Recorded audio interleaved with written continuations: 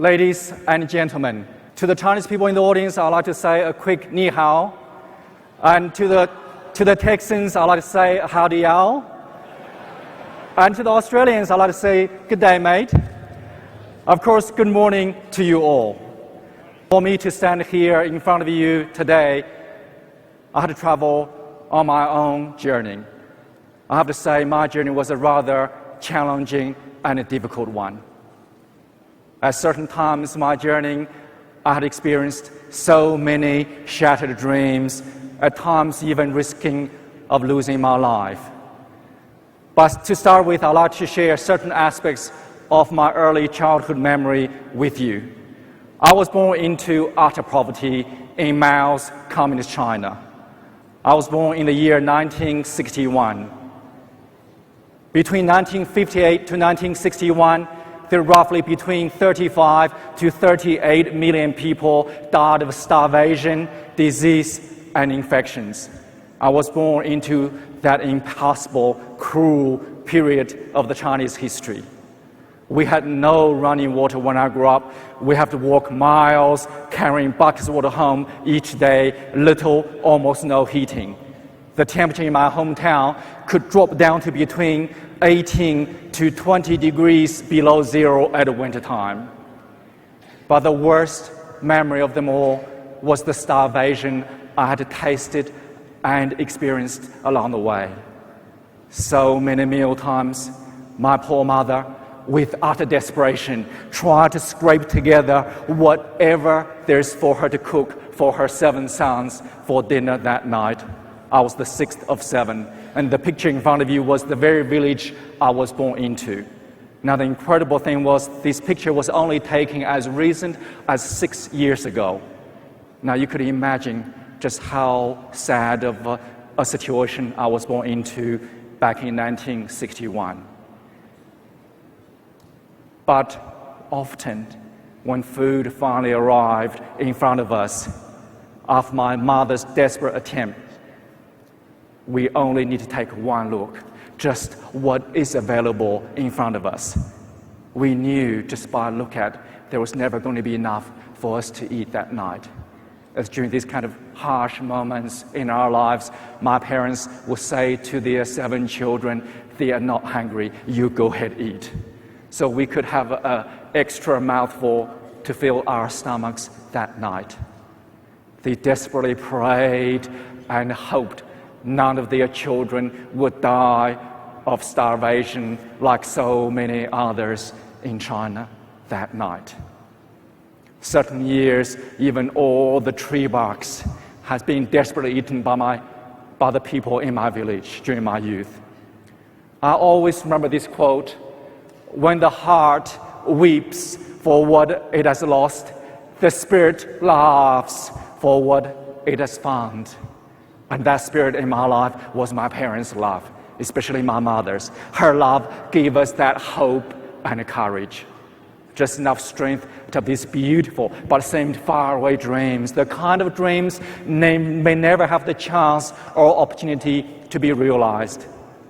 Occasionally, my uneducated father, both my parents never had the privilege to go to school for a single day. They still couldn't read or write. But somehow my father had heard these few fables being verbally told by some elderly people in the village during his youth, and he retold them to us. One in particular made such difference in my life, had stuck with me throughout my journey at times when things got so tough. When I needed that motivation, inspiration, I remembered this simple fable. I'd like to share this simple fable with you today. It's about this little frog born into a deep well. For all his life, he was told the limited patch of sky, the occasional stars and moon, but mainly this dreadful cold and darkness was all life had to offer. Until one day, this land frog above told him there's a bigger and better world up there, far more to explore, to experience, to enjoy. He didn't believe it. He went to his father. He said, Father, please tell me that's not true. Others don't have more than we do in life. His father only then told his son, he had also heard there's a bigger and more beautiful world up there. But throughout his life, he had tried with utter desperation, tried to escape the deep well he was born into. He told his son there's simply no way out for them. The land was simply too far away for them to ever escape. And he told his son to give up hope, accept the sad fate, the limited environment they were born into. Instead of giving up hope after hearing that story, made me even more stubborn. I stubbornly believed and secretly wished maybe one day, an opportunity will come my way. Just allow me a simple chance in life. And this one big chance, one faraway dream certainly happened to me. I still remember this day so vividly.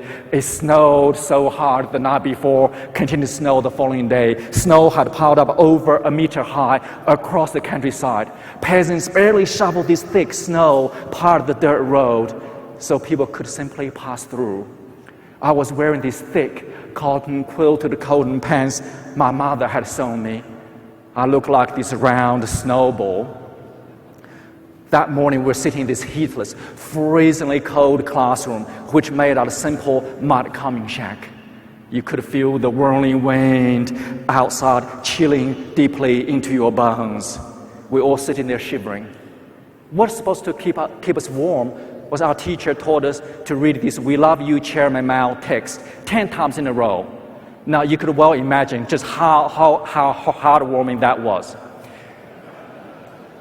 In the middle of that reading, 4 men were suddenly led into our classroom. They were introduced to us as Madam Mao's cultural advisors from the Beijing Dance Academy, and they were there to select talents to study ballet. Ballet? What ballet? There's no such thing in our lives thing. No music, no literature, not even a theater to go into. Nothing of the cultural experiences we could easily take for granted in our society today. So we didn't know what ballet was. And then they asked all to stand up, sing songs. Now you could well guess the only kind of songs we were ever allowed or told to sing was "We Love You, Chairman Mao" kind of songs. In the middle of that singing, these 4 men walk along the aisles and look at each person's faces and trying to get some vague idea of our physical body shape through our snowball-like clothes. They passed me by without taking any notice. Out of the 40-odd kids in the room that day, they pick out one girl. But just as when about leading her out of the door, my class teacher hesitated and suddenly tapped on the shoulder of the very last gentleman, virtually as when he's about to walk out the door. She said to him, "Excuse me, sir, what about that one?" And of course, that one was me. You'd be surprised to hear this. Throughout my journey, I was too busy trying to achieve one success after another. I didn't stop and reflect on this very journey until about 6 years ago when I sat down to write my autobiography. For the first time, made me realize just how important, how magical one moment in life could mean to us. Certainly that was the case for me. Because of course I want to know why did this teacher single me out that day. Eventually tracked her down, phoned her up as a teacher, "Son, could you please tell me why did you single me out that day?" And she said to me, "Lee, for all these years I wondered, I still don't know."